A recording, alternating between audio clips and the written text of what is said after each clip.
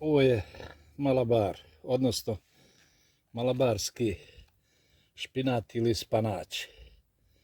On je ovdje ponikao sam. Naime, ja sam prošle godine u plasteniku imao jednu stabiku ovog špinata i on se sam rasijao. Vidite i ovdje nekoliko mladih biljaka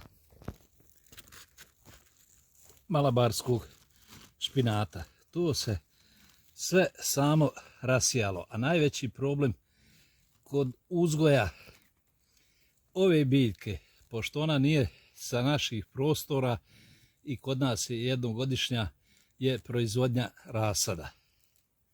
Ovo također nije malabarski spanać iz rasada, nego je rezultat rasađivanja već poniklih biljaka u plasteniku, gdje sam, kako sam već rekao, imao jednu stabiku ovog špinata.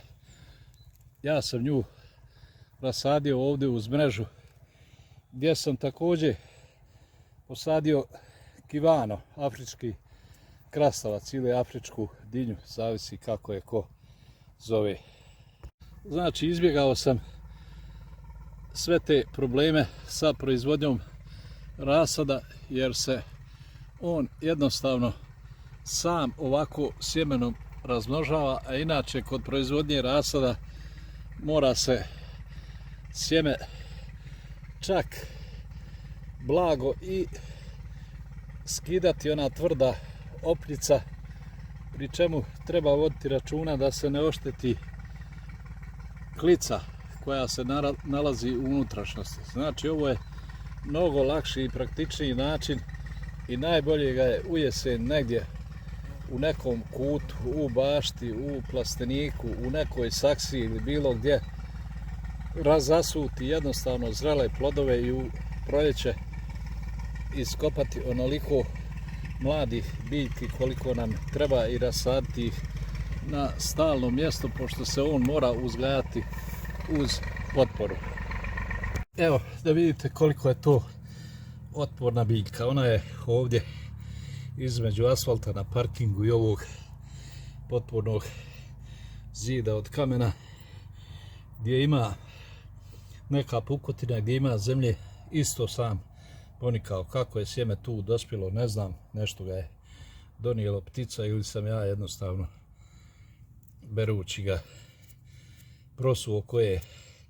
prosuo koji zreo plod i evo, on je tu ponikao. Neću ga rasađivati pošto mi nije potreban, ali na ovaj način se pokazalo da ne treba pretjerano voditi računa oko uzgoja njegovog rasada. Jednostavno ga one zrele bobice, evo, u ovu saksiju sa citrusima u jesen nabacati, on sasvim sigurno niče u proljeće, bez ikakvih skidanja ljuske, bez naklijavanja i sve muke oko proizvodnje rasada.